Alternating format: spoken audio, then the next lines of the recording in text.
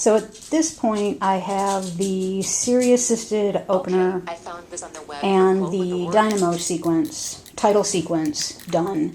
I didn't think to videotape my process of doing that, but essentially for the dynamo composition book sequence, I had used, I collect these label makers, and this is the one I opted to go with because it's got the different wheel heads, and I wasn't sure what size I would want to do. But this is a technique that I've used that I used before in a piece called 49 Years, 849 Miles.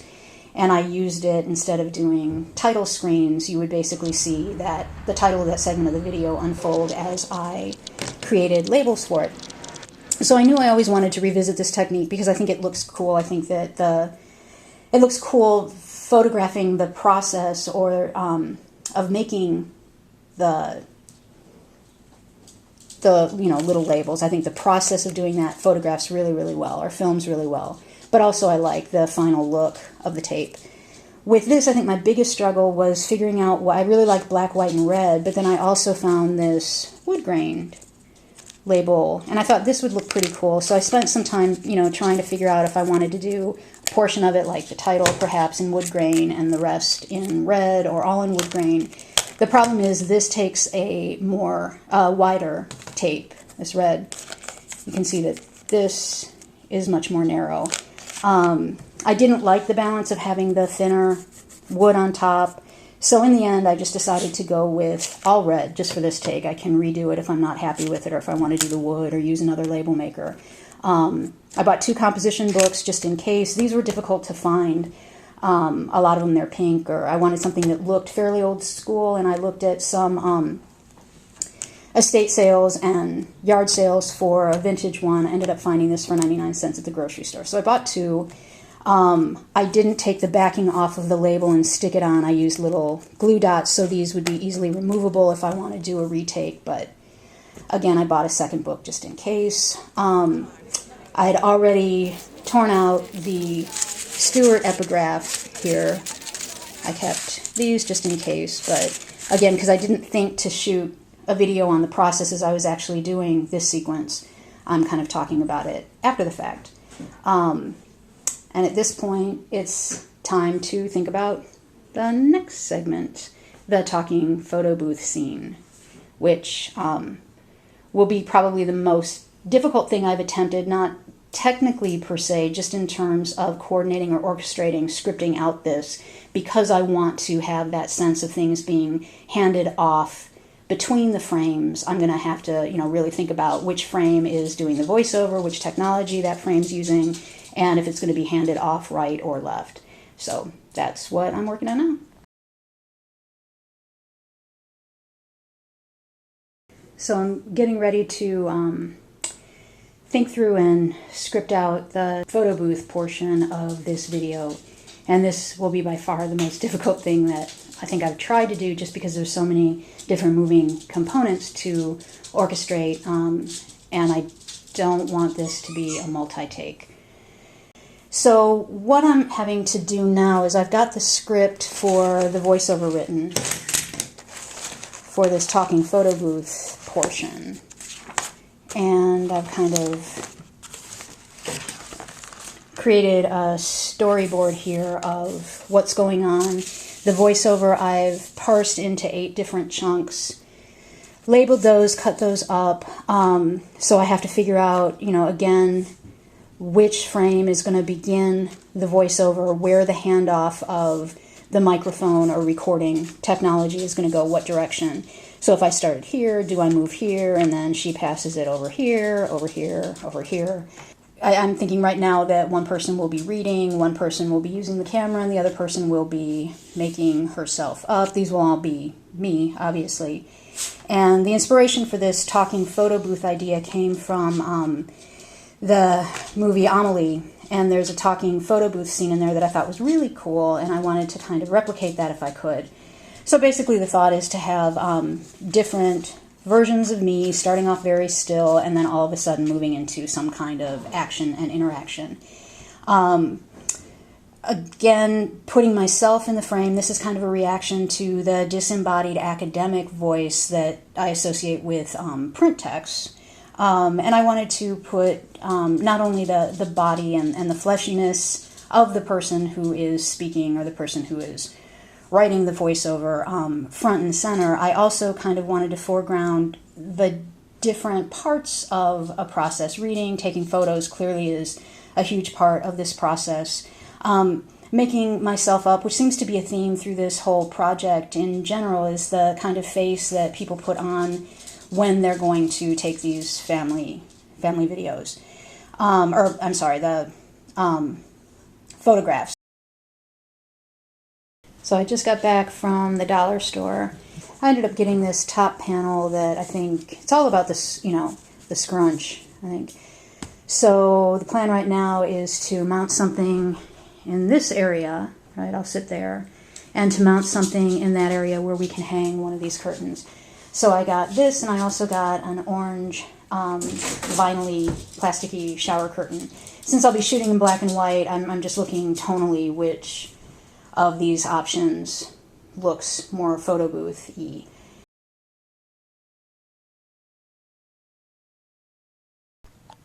So this is an interesting development. I had planned today to really orchestrate out and storyboard to a greater degree the talking photo booth sequence for the Femret video. And instead of doing that, I decided that I would read for a little bit, and I got this collection yesterday, Amateur Filmmaking, and I was really eager to kind of get to it and to read. And so I was reading one of the pieces in here, and they reference a piece of amateur film called Multiple Pseudosis, made in 1970. And one of the challenges I think I have doing a lot of this research on film history and film scholarship is oftentimes the pieces that are referred to are things that I'm not able to find or see or view. As luck would have it, this piece, Multiple Pseudosis, is on YouTube. So I took a look at it, and I'm going to say that anytime I'm whining about how difficult it's going to be for me to coordinate 3 images of myself in multiple frames, working digitally, I'm going to watch this piece again. The first 5 minutes of it is set up where Sid, the man here and the filmmaker, gets a piece of recording equipment from his wife for Christmas, and so he's really happy to have gotten this. You see him practicing with it a little bit here. About 5 minutes in, you see the actual technique. Again, he did this all in camera with multiple exposures, and what I read on Smithsonian.com, with this technique, had he messed up at all, he'd have to start all over again. And here, what's interesting about this is kind of reminiscent of what I'm trying to do with the talking photo booth, but with a kind of triptych. But then, around 8:08, here it's a build-up to 11 different SIDs. The metronome is always kind of there, but here you have all of the different SIDs going on at once. So again, I thought it was pretty interesting that I was reading in part to kind of avoid having to deal with orchestrating the triptych that I'm working on, and I come across this piece that, again, 12 different frames or scenes at once, shot in camera with multiple exposures on film. So pretty amazing and inspiring piece. The photo booth curtain is set up. So I'll shoot everything here, which is why we had to set it up. We'll have to leave it here. But to show you what this kind of looks like. Anyway, what's going to be really tricky is that each of the panels I'm going to have to be looking a little bit different, wearing a different shirt or outfit, doing a different activity. So it's going to take a while to orchestrate it. But, yeah, got the setup done. So, yay!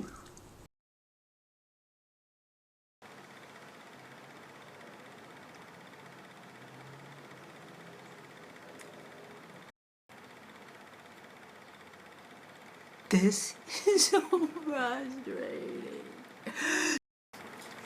So I finished the reading sequence. Oh my gosh, this is so incredibly frustrating to do.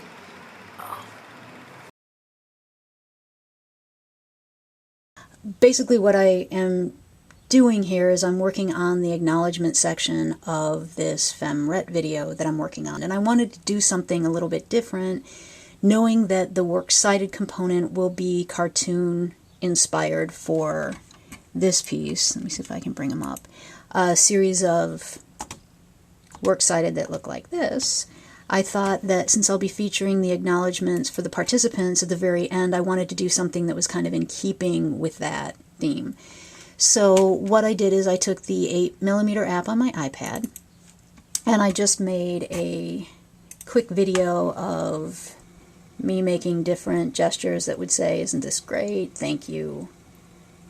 Sent myself that, and then what I had to do to get the stills is to pull this into Premiere Pro, and this is the stuff that I lost from earlier today. Okay, so here's the same video that I pulled in to Premiere Pro, and then what I basically did, drag this, I'm not going to do it now because this is the finish, this is the end of the process, but I'm pretending like it's the beginning. Pull this into the timeline, and then I chose 12 different expressions or segments here that I then saved the stills through Premiere Pro, brought them into Photoshop, and then selected out just me making the background transparent so that I could eventually put it into Comic Life and get this result.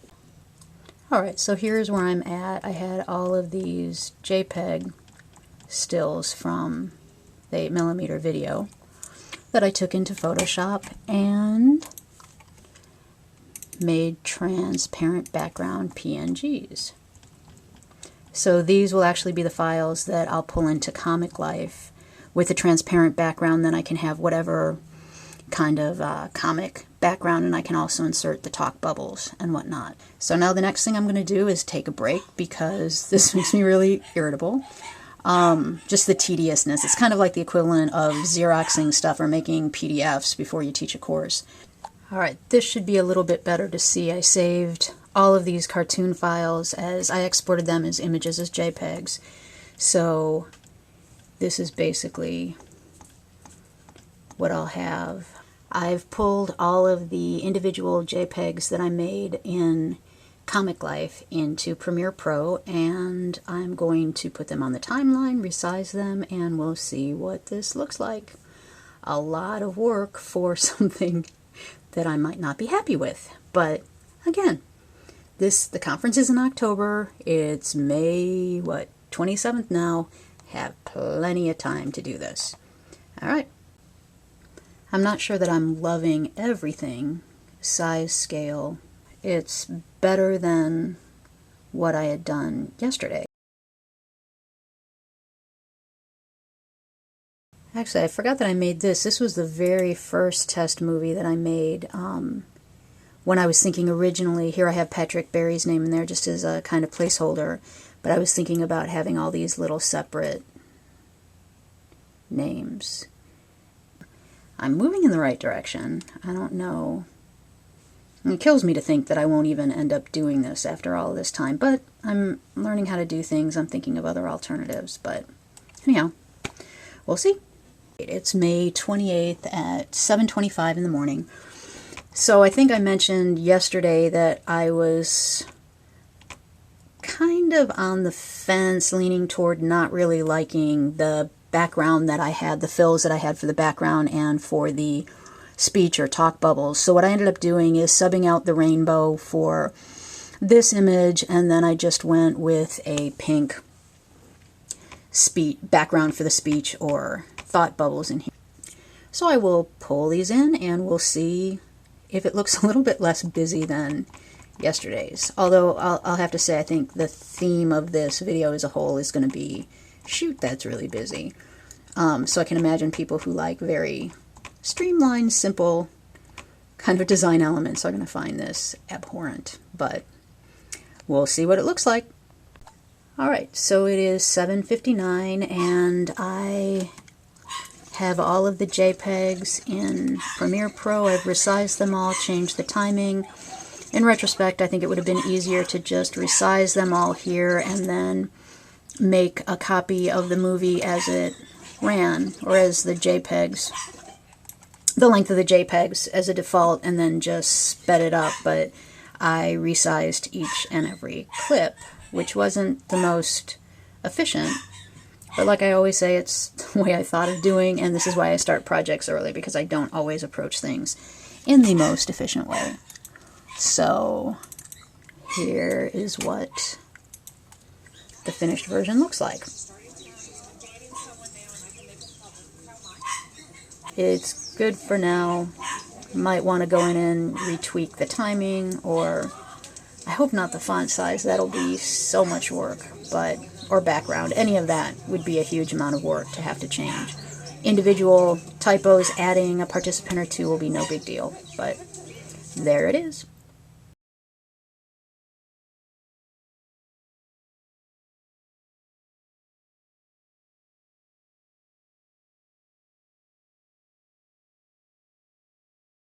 So I got this mini voice changer. This is what I get going into modern stores. I'm always kind of amazed at the things that they have. And by modern stores, I mean mall. I spend most of my time shopping either in grocery stores or at flea markets, so I don't see very many new things. But this little voice changer has 4 settings, and it helps me change my voice. It's kind of corny for using it for voices, but what I found playing around with this weekend is I can make really my own cool static noises like this. The reason I was at the modern stores or the mall is last weekend I had picked up a bag of wigs for $2 at a community sale, and it wasn't until I brought the wigs home and was taking them out to look at them and that I found in the bottom some jewelry, what appeared to be diamond jewelry, a white gold necklace and then a yellow gold engagement set. And I knew that the settings were 14 karat. I wasn't sure about the stones, so we went up to have them checked out. Not appraised yet, but checked out. And they are indeed the real thing, real diamonds. So that was cool. I was really disappointed that the wigs didn't fit, because my plan with the wigs was to reshoot the talking photo booth sequence, or some of those panels where I would be wearing the wigs and I could change my appearance a little bit more than I was able to do by just putting on a different shirt or having my hair in a different style.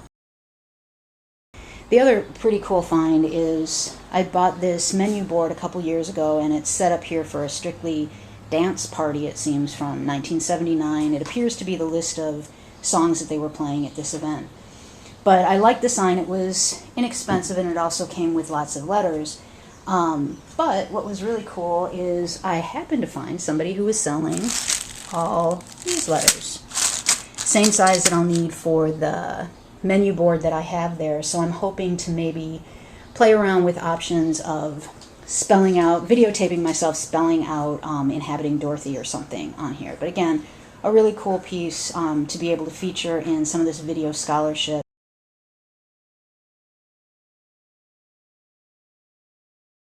What I'm thinking about this morning, or what I was thinking about on my walk, is what exactly I want to do with these inhabitations for this particular video. Since I have this menu board, and since I have all of these brand new letters for it, what I could maybe do is videotape myself creating each of these types, or an abbreviated version of each of these types on this menu board. I would videotape myself doing all of the writing, so to speak. But as I was out walking, I thought, okay, why do that when it's not particularly efficient? And I think, on the one hand, because I've been collecting all of these writing devices, literacy devices, purposefully in order to do this kind of work. When I'm going to these secondhand shops, I'm always looking for things with letters, words, and numbers. I have the time to do it, although it could be argued that I could be using my time more wisely to do other things. But I think for me, not only does doing something like this serve as motivation. When I think about doing this is what I really want to do, is how am I going to represent what I want to say? And oftentimes I'll get that sense of how I want to do something before I know what I want to say, and that becomes a little bit frustrating, I suppose. As I was walking and thinking about why do I want to use a pejorative, why do I make things more difficult, but why do I do things that take a lot more time? And I think in this case, I enjoy working with the things. And I think of a distinction that I think Jeff Sirk made in reference to Pollock's work, the difference between working on a composition and working inside of a composition. And I think when I'm doing these kind of segments where I'm videotaping myself creating or doing something, or when, I'm developing my own film in order to show in a piece, I think it helps me feel that distinction, not just working on something, but working in something, working with these material artifacts. So it's June 10th, Wednesday, at about 4 o'clock in the afternoon. So between yesterday and today, I did go through and I color-coded all of the data. And so I've got a pretty good sense of how I think I want this thing to go. We'll see as I'm actually writing the voiceover and thinking about it. But in the meantime, I wanted to get some footage of what the menu board looked like originally. As much as I buy these things to reuse them, to repurpose them in my photography or in my video scholarship, it oftentimes makes me uncomfortable to think about changing what was there when I bought it. But again, I feel I'm going to get more use out of it by changing the letters and making it say or communicate what I need it to.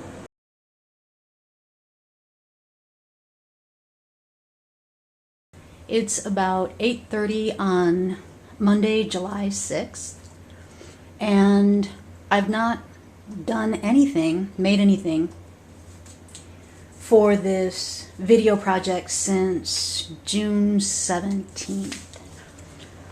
And on my walk this morning, I was reflecting on how oftentimes when I'm creating these process videos, I think to pick up the video recorder when I'm actually in the process of making something or doing something or working on something. And I was thinking this morning how important it is to document why I'm not doing anything. And I'm hoping by talking about why I'm not doing anything with this project, it will help me start to do something as a kind of reverse psychology. I've talked a lot and I think a lot about how motive or participating in any activity is oftentimes not motivated by a single factor. Anyhow, in thinking about the way that activities are motivated, I thought it was equally important to think about the way inactivity is motivated, and in thinking about some of the reasons why I've not picked up this project in 3 weeks. And I think first and foremost there was the fact that I had to contend with other kind of deadlines that came up in late June. So I knew that I was going to work on this as much and as hard as I could until about mid-June, and then switch gears, finish up what I needed to get done. The other thing that occupied some of my time was the dollhouse that I bought June 13th and that I wanted to redecorate for a photo shoot. The dogs are going through. Also, I think what played a factor in my doing nothing with this and wanting to do nothing with it, quite frankly, although feeling bad. I mean, the fact that I haven't done anything, it's not that I haven't thought about this project or thought about why I'm not doing it or wanted to do it. As a matter of fact, I've carried this process data around with me pretty consistently, thinking that any day now I'm going to want to go back through it and start working on the next part of the video, but it's kind of just sat with me. But I think part of that is the fear that I had that whatever I do or say or make isn't going to do justice to the contributions I got, to the process narratives I got. There was also the huge problem, and there still is, of needing to throw down and decide about scope. I had realized I've got about 12 minutes of the video done, And I'm to the point where I'm going to actually start talking about what people had represented in their process accounts. And I knew that in order to do what I want to do, I think, with these process accounts, it's going to be a much longer piece than a 20-minute video. I think another kind of fear was a total and absolute crisis of confidence. That, and maybe this is an excuse, that I was afraid I wouldn't be able to do a great job, so the easiest thing to do with that fear is to make it be about me and being caught up in thinking this was a great project and I was fooling myself, and that I'd spend all this time and get so passionate about something that nobody else would really care about. And I guess at times I keep thinking, okay, is that a good reason not to do something? If it is true that nobody else cares about this piece, is that a good reason for me to give up on something that I do care deeply about and that I do think is important? But at any rate, that really kind of shut me down, where every time I would think about getting back into it, it was like, well, Jody, no, the project's stupid and everybody else can see that, why can't you see it? Another issue or motivation, I'd say, was seasonal, that I found for the past couple of years anyways, I tend to do my best work, my best thinking, my most engaged or passionate work. Whether it's great work, I can't say, but I just find from mid-March till June 21st, I tend to be really eager to get up, to get with projects, to get working right away, to get walking, and after June 1st, everything seems to be downhill from there. So I'm kind of contending with that, getting back into this and feeling like, oh, well, the summer's almost over. And so what I'm doing at this point is hoping that perhaps talking about why I'm not doing anything will help motivate me to start doing something again, to get into it. And also being back in this space where it was in this area at the end of May that I set up the photo booth curtain and did that sequence, where I was so excited about doing that. And here on this table I did the menu board sequence. So part of me, being very superstitious, is thinking, well, if I'm back in this space, maybe that will help me remember kind of connections to this project that I had before, and use that to kind of fuel my way back in. Generally, I step away from something, it becomes big and scary, I'm afraid to get back into it, but once I actually start writing something down, start doing something, I find myself getting caught back up in that momentum for the project. So I'm hoping that that's what will happen now, is just do something instead of being afraid of it and walking around the outside of it.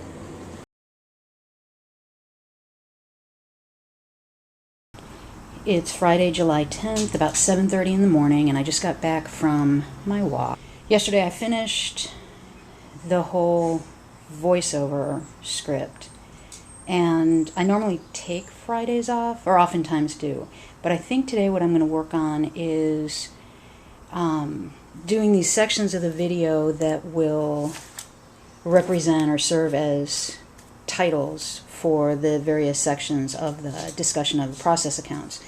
And in thinking about the different writing technologies I'm using throughout, I've got the Dynamo label maker, I have handwriting, what else? The menu board. So I wasn't sure if I was going to do these headers for the section of discussion through the menu board, but then I was thinking maybe I'll use these Zipatone dry transfer letters. I kind of like the look of them because oftentimes they lift back off. So I've been experimenting with different surfaces, and then I thought it makes sense kind of to go back to the composition book that opened the whole sequence. Right now it's deciding on a type of letter and size of letter. Alright, I've decided I'm going to try and do this shoot out here on the deck. I think it's got better background sounds. I won't have to contend with the air conditioning, and hopefully if the dogs start going at it, I'm not going to hear it as much. So I'm going to begin the dry transfer process. Alright, it's kind of tedious and slow going, and the table shakes a lot, but I've gotten 2 of the section headers done. Why this image, and why inhabit Dorothy this way. So I have 2 more to go in trying to do that before the light changes a whole lot, although that could be interesting, but more importantly before my camera or card runs out. Alright, I just finished the last one. There was a little problem with the card getting full, so I had to stop. The light has changed, but it could be kind of cool. But, yep, got them all done. And in about an hour, so not bad. Now to process the video.